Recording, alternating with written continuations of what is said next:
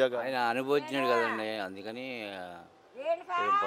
First అంతకుముందు కొద్దిగా అవ్వలేదు కాబట్టి రాజధాని దాని మన ఇది కానీ ఇప్పుడు ఇంకా వస్తాయి, రావాలి. కంపెనీలు పెడితే వస్తాయి. మన రాష్ట్రంలో కంపెనీలు పెట్టి డెవలప్ చేస్తే మన రాష్ట్రం దొరుకుతాయి.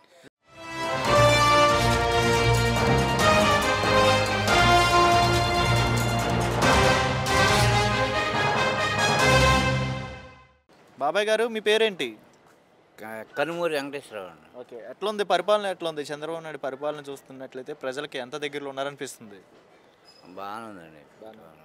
అదేవిధంగా ఉచిత గ్యాస్ సిలిండర్లు అంటున్నారు కదండి, దీని మీద మీ అభిప్రాయం ఏంటి? అందుతున్నాయా?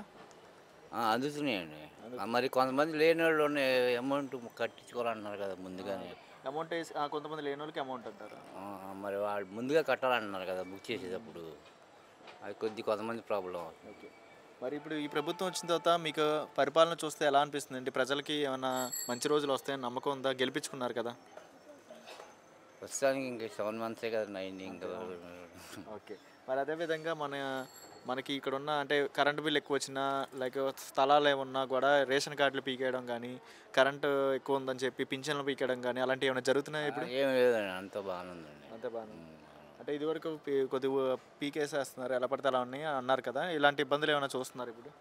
అదంతా ఏం లేదండి, అంత రోమర్ కానీ ప్రస్తుతానికి ఏమి ఎవరే పీకలా. ఓకే, గత ప్రభుత్వం కూడా మంచిగానే చేశారు పరిపాలన అంటున్నారు. అప్పుడు ఏం జరిగింది 5 సంవత్సరాలు? గత ప్రభుత్వం ఎలా అనిపించింది? ఇప్పుడు కూడా మామూలుగానే ఉందండి, బాగుంది. ఇప్పుడు ఇదంతా లేదు, బాగానే ఉంది. మరి మన సమీపంలో వరదల సమయంలో కానీ ఈ ప్రాంతం చాలా వరకు మునిగిపోయింది సగం దాకా.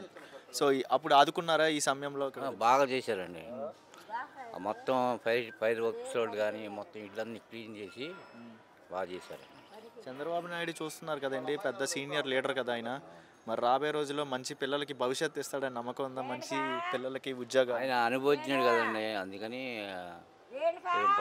ఫస్ట్ అంతకుముందు కొద్దిగా అవ్వలేదు కాబట్టి రాజధాని దాని మన ఇది కానీ ఇప్పుడు ఇంకా అనుభవించినాడు కాబట్టి చేస్తాడని అనుకుంటున్నాను అందరూ. మా గతంలో లీడర్లు ఏమో 3 రాజధానీలు ఉంటే బాగుండని అన్నారు కదా.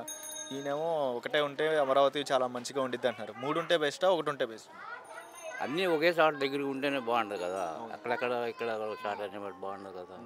షార్ట్ ఉందనుకోండి, ఎవరైనా వెళ్ళినప్పుడు అన్నీ ఒక చోట ఉంటాయి కాబట్టి చేసుకోవచ్చు. ఎలా అనిపిస్తుంది? మన విజయవాడ దగ్గరలోనే అమరావతి అనేది పెట్టారు కదా రాజధాని అనేది. మన ఏరియా మొత్తానికి మంచి రోజులు ఉంటాయంట, రాబోయే రోజుల్లో మంచి అభివృద్ధి జరిగిద్దంట. బాగా జరిగిద్దండి, అభివృద్ధి జరిగింది.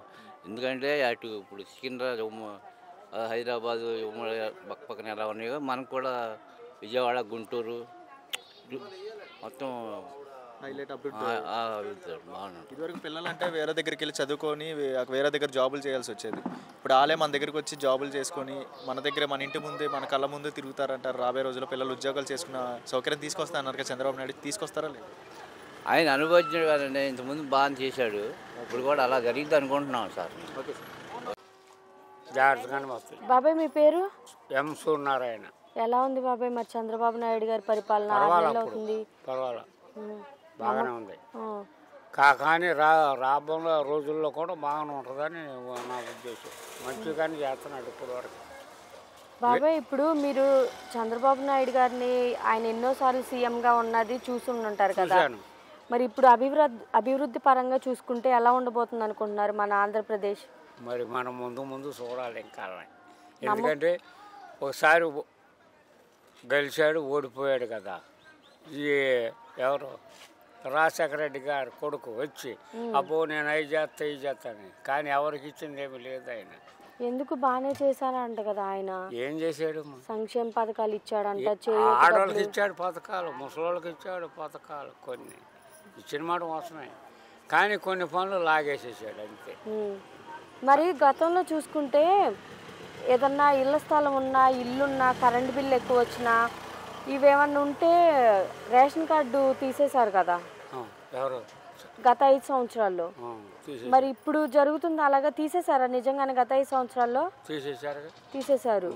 నాకు పందర కార్డు కానీ రేషన్ కార్డు కానీ నాకు లేదు. తీసేశారు. ఎప్పుడు లేదు, అసలే లేదు.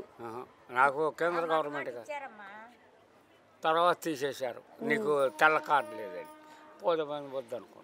మరి ఇప్పుడు ఏమైనా వచ్చారు కదా చంద్రబాబు నాయుడు గారు, పెట్టుకోలేదమ్మా. ఇప్పుడు కూడా అలాంటివి ఏమైనా జరుగుతాయా? ఇప్పుడు ఏం జరుగుతుందో చూడాలి మనం. ఎందుకంటే దగ్గర కొంతకాలమే వచ్చింది.